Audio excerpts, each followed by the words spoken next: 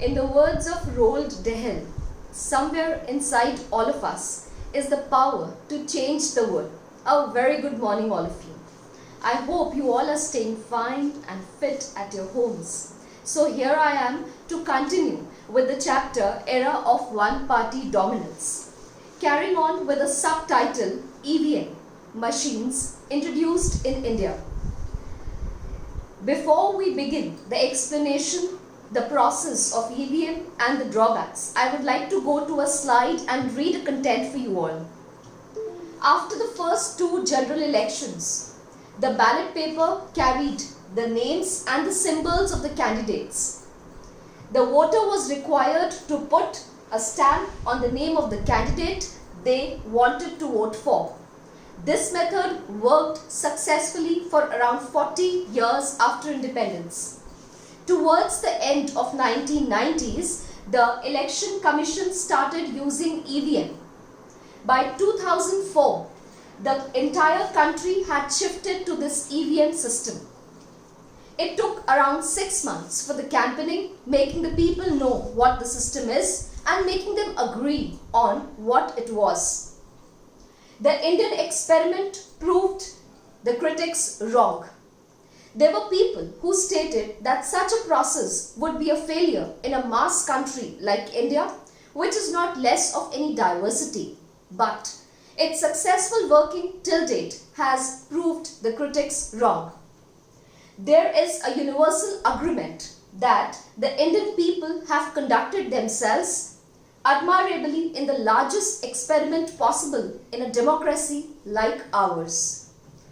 It proved that democracy can be practiced anywhere in the world. Now, I would show you two pictures of the EVM so that you have a clear-cut idea what we are talking about. This is the EVM machine. You can clearly see the name of the parties and the symbols just opposite to it.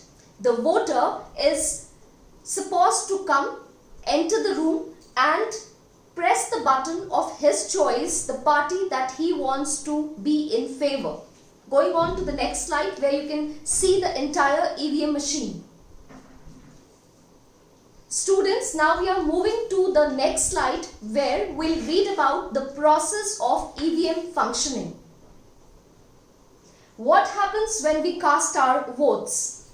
The general process of electronic voting on most of the common EVMs models goes something like this. Point number 1, the voter checks in with the voter's ID with poll workers, the polling personnel and the agents, that is the officials who usually are supposed to sit there on duty, verify their names and identity.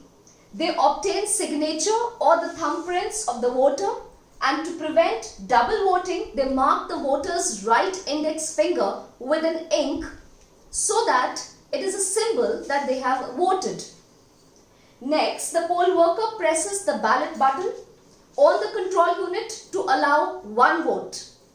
This causes a green ready light to glow on the ballot unit. The voter enters the polling booth and presses the button for the candidate of his or her choice. A red light next to the candidate button glows. The ready light turns off and the control unit emits a loud beep in order to indicate that the voter has casted his or her vote. The red light then turns off automatically. This process repeats for each voter. If you want to copy the points that are mentioned there, that will definitely define the process of voting via EVM system. Going on to the next slide.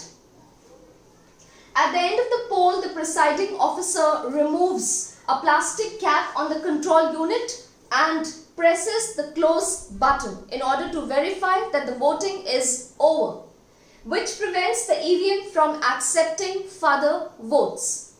The ballot unit is disconnected and the control unit is placed in the storage unit until the public count, which may occur maybe weeks later.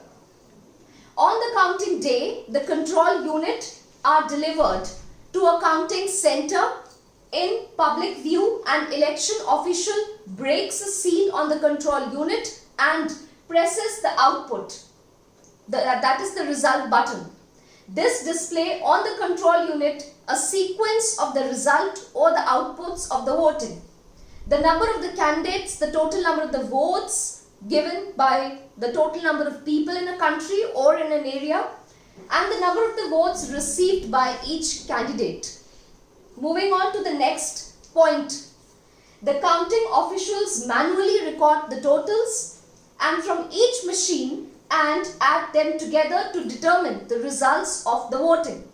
The machines are then placed in a storage unit in the next election, or rather for the next election. So this is how the entire process of EVM has been designed for our comfort, and till now, till date, it has been a success. But you know, like everything comes with its loopholes and in its drawbacks, in its negative aspects. So very much it is true for the EVM functioning also. There has been around 2 to 3, you can say, drawbacks, which state that EVM functioning is also not free of the drawbacks or the loopholes. Let's have a view. We are going to the next slide. Disadvantages of EVM. Some disadvantages of electronic voting can include virus and hacking, as well as physical tampering. Despite elaborate safeguards, India's EVMs are vulnerable to serious attacks. So for your convenience, I have clubbed them into around 3 points. In case you want to note it down, you can. EVM software isn't safe. The electronic voting machines are safe and secure only if the source code used in the EVM is genuine. Amusingly, the software which is given to foreign companies is not even made available with the Election Commission. So you can understand on your own that when the software is not given to the Election Commission, its safety is at stake. Going on to the next slide. EVM hardware is not safe. The danger of EVM manipulators is just not from its software. Even the hardware is not safe. One crucial point that can fate is the microcontrollers used in the EVM in which the software is copied. EVM manufacturers have greatly facilitated fraud by using genetic microcontrollers rather than more secure ASIC or FPGA microcontrollers. The third and the last drawback of the machine is that it is quite very accessible to hacking. The Indian EVMs can be hacked both before and after elections to alter the election results. The alter would mean to change the election results as per their taste and convenience. Apart from manipulating the EVM software and replacing many hardware parts discussed above, Indian EVMs can be hacked in many other ways. Going on to the next slide. The last but not the least slide will show us that why EVMs were not preferred by many countries of the world. Several countries in the world rejected electronic voting machines, that is EVMs, because they were difficult to secure, easily subject to manipulation, and open to a large-scale fraud, and pose a serious threat for a free and fair election in a country vast and diverse like ours. EVMs are allowed in most states of US only with a paper backup in order to maintain a second black and white proof. Indian EVMs do not produce a paper trail, which is a major drawback. So once you can understand that the EVM machines are hacked or maybe the software used is manipulated, there is no other verdict, there is no other proof for the voting that was done by the public in a state or in a country.